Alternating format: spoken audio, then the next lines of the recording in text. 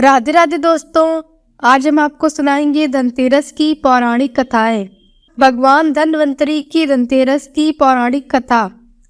कार्तिक माह अर्थात पूर्णिमांत की कृष्ण पक्ष की त्रयोदशी तिथि के दिन समुद्र मंथन के समय भगवान धन्वंतरी अमृत कलश लेकर प्रकट हुए थे।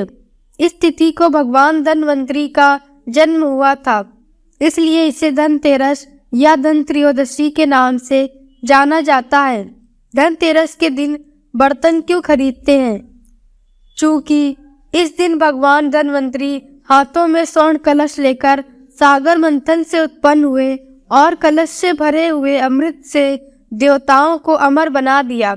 इसलिए इस दिन बर्तन खरीदने की परंपरा है। धन्वंतरी के उत्पन्न होने के 2 दिनों बाद देवी लक्ष्मी प्रकट हुई, इसलिए दीपावली से 2 दिन पहले धनतेरस का त्योहार मनाया जाता है। शास्त्रों के अनुसार भगवान धन्वंतरी देवताओं के वैद्य हैं। इनकी भक्ति और पूजा से आरोग्य सुख यानी स्वास्थ्य लाभ मिलता है। मान्यता है कि भगवान धन्वंतरी विष्णु के अंश अवतार हैं।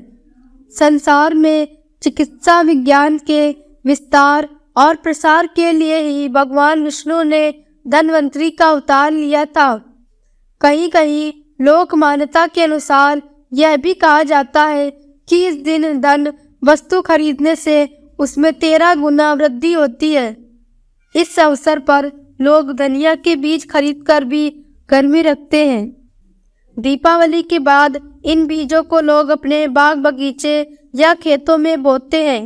धनतेरस के दिन सोना खरीदने की भी प्रथा है, जिसके संभव न हो पाने पर लोग चांदी के बने बर्तन खरीदते हैं। इसके पीछे यह कारण माना जाता है कि यह चंद्रमा का प्रतीक है, जो शीतलता प्रदान करता है और मन में संतोष रूपी धन का वास होता है। संतोष का सबसे बड़ा धन कहा गया है। जिसके पास संतोष है वह स्वस्थ है, सुखी है और वही सबसे धनवान है। भगवान धन्वंतरी जो चिकित्सा के देवता भी हैं, उनसे स्वास्थ्य और सेहत की कामना के लिए संतोष रूपी धन से बड़ा कोई धन नहीं है। लोग इस दिन ही दीपावली की रात लक्ष्मी गणेश की पूजा हेतु मूर्ति भी खरीदते हैं। धनतेरस की माता लक्ष्मी की पौराणिक कथा। कार्तिक कृष्ण पक्ष की त्रयोदशी तिथि के दिन धनतेरस का पर्व पूरी श्रद्धा व विश्वास के साथ मनाया जाता है। धन्वंतरी के अलावा इस दिन देवी लक्ष्मी और धन के देवता कुबेर की भी पूजा करने की मान्यता है। इस दिन को मनाने के पीछे धन्वंतरी जन्म लेने की कथा के अलावा इसके बारे में एक दूसरी कहानी भी प्रचलित है। कहते हैं कि एक बार भगवान विष्णु जी शेषनाग पर बैठे बैठे उदास हो गए और धरती पर जाने का विचार बनाया। धरती पर जाने का मन बनाते ही विष्णु जी जाने की तैयारियों में लग गए। अपने स्वामी को तैयार होता देख कर लक्ष्मी जी ने उनसे पूछा, स्वामी आप कहाँ जाने की तैयारी में लगे हैं? जिसके उत्तर में विष्णु जी ने कहा, हे देवी, मैं धरती लोक पर घूमने जा रहा हूँ। यह सुन माता लक्ष्मी जी का भी धरती पर जाने का मन हुआ और उन्होंने श्री हरि से इसकी आज्ञा मांगी। लक्ष्मी जी द्वारा प्रार्थना करने पर भगवान विष्णु जी बोले, आप मेरे साथ चल सकती हो, लेकिन एक शर्त पर। तुम धरती पर पहुंचकर उत्तर दिशा की ओर बिल्कुल मत देखना, तभी मैं तुम्हें अपने साथ लेकर जाऊंगा। यह सुनते ही माता लक्ष्मी जी ने तुरंत हाँ कह दिया और विष्णु जी के साथ धरती लोक जाने के लिए तैयार हो गईं। माता लक्ष्मी जी और भगवान विष्णु जी सुबह सुबह धरती पर पहुंच गए। जब वे पहुंचे तब सूर्य देवता उदय ही हो रहे थे। कुछ दिनों पहले ही बरसात हुई थी, इसलिए धरती पर चारों ओर हरियाली ही हरियाली थी। धरती बेहद सुंदर दिख रही थी। अतः माँ लक्ष्मी जी मंत्रमुग्ध होकर धरती के चारों ओर देख रही थी। माँ लक्ष्मी जी भूल गई कि पति को क्या वचन देकर साथ आई हैं। अपनी नजर घुमाते हुए उन्होंने कब उत्तर दिशा की ओर देखा, उन्हें पता ही नहीं चला। मन ही मन में मुग्ध हुई माता लक्ष्मी जी ने जब उत्तर दिशा की ओर देखा तो उन्हें एक सुंदर बागीचा नजर आया। उस ओर से भीनी भीनी खुशबू आ रही थी। बागीचे में बहुत ही सुंदर सुंदर फूल खिले थे। फूलों को देखते ही माँ लक्ष्मी बिना सोचे समझे उस खेत में चली गई और एक सुंदर सा फूल तोड़ लाई। फूल तोड़ने के पश्चात जैसे ही माँ लक्ष्मी जी भगवान विष्णु जी के पास वापस लौट कर आई, तब भगवान विष्णु जी की आंखों में आंसू थे। माँ लक्ष्मी जी के हाथ में फूल देखकर विष्णु जी बोले, कभी भी किसी से बिना पूछे उसका कुछ भी नहीं लेना चाहिए। और साथ ही माँ लक्ष्मी जी को विष्णु जी को दिया हुआ वचन भी याद दिलाया। और फिर भगवान विष्णु जी ने दी माँ लक्ष्मी जी को सजाओ। माँ लक्ष्मी जी को अपनी भूल का जब आभास हुआ तो उन्होंने भगवान विष्णु जी से इस भूल की क्षमा मांगी। विष्णु जी ने कहा कि आपने जो भूल की है उसकी सजा तो आपको अवश्य मिलेगी। जिस माली के खेत से आपने बिना पूछे फूल तोड़ा है, यह एक प्रकार की चोरी है। इसलिए अब आप 12 वर्षों तक माली के घर नौकर बनकर रहो। उसके बाद मैं आपको बैकुंठ में वापस बुलाऊंगा। भगवान विष्णु जी का आदेश माता लक्ष्मी जी ने चुपचाप सर झुकाकर स्वीकार किया, जिसके बाद माँ लक्ष्मी जी ने एक गरीब औरत का रूप धारण किया और उस खेत के मालिक के घर गई। माधव नाम के उस माली का एक झोपड़ा था, जहाँ माधव अपनी पत्नी, 2 बेटे और 3 बेटियों के साथ रहता था। माता लक्ष्मी जी जब एक साधारण औरत बनकर माधव के झोपड़े पर पधारी तो माधव ने पूछा, बहन आप कौन हो?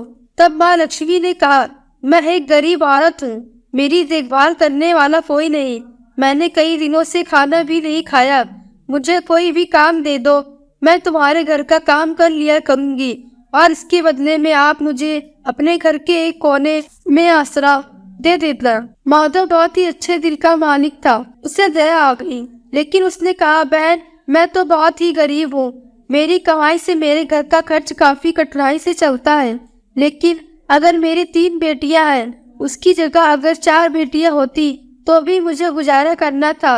अगर तुम मेरी बेटी बनकर और जैसा रूखा सूखा हम खाते हैं उसमें खुश रह सकती हो तो बेटी अंदर आ जाओ।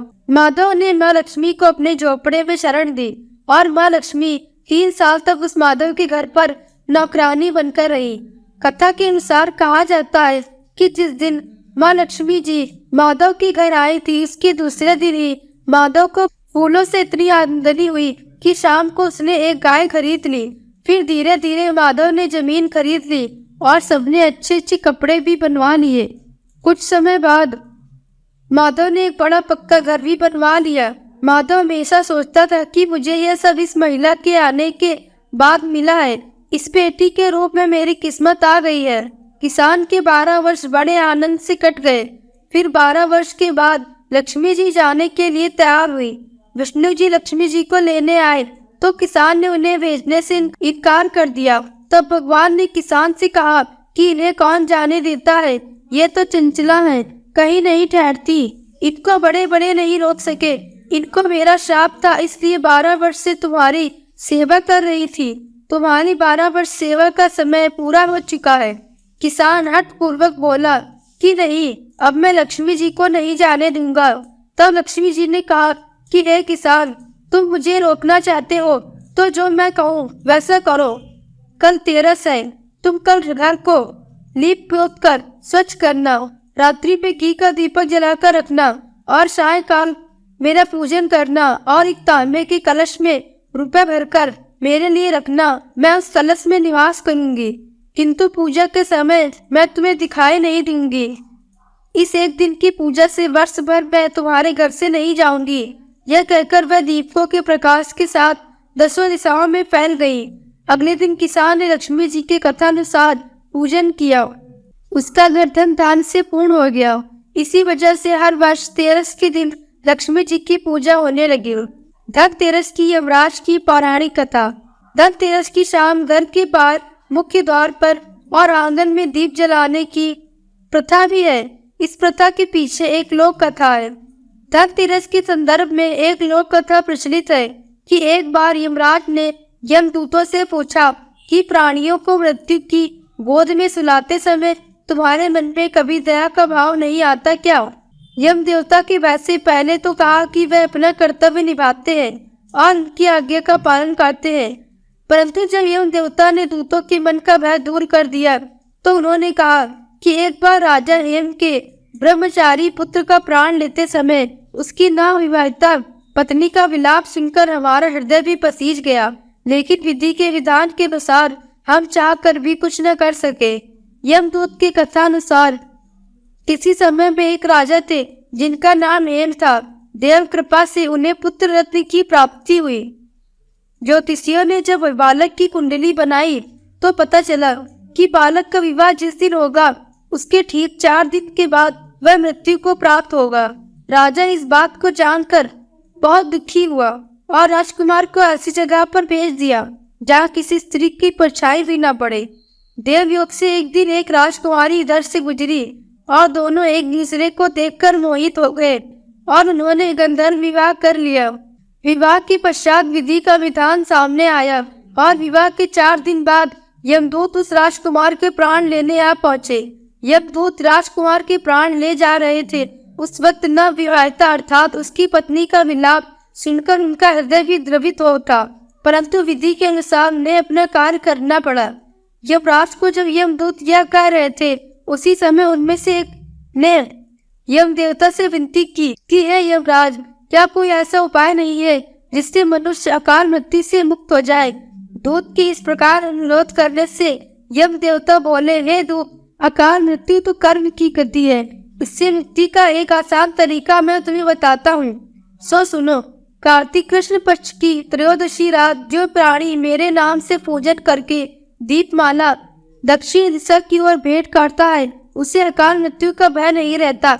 इस मान्यता के अनुसार धनतेरस की शाम लोग घर से बाहर दक्षिण दिशा की ओर यम देवता के नाम पर दीप जलाकर रखते हैं। इस दिन लोग यम देवता के नाम पर व्रत भी रखते हैं।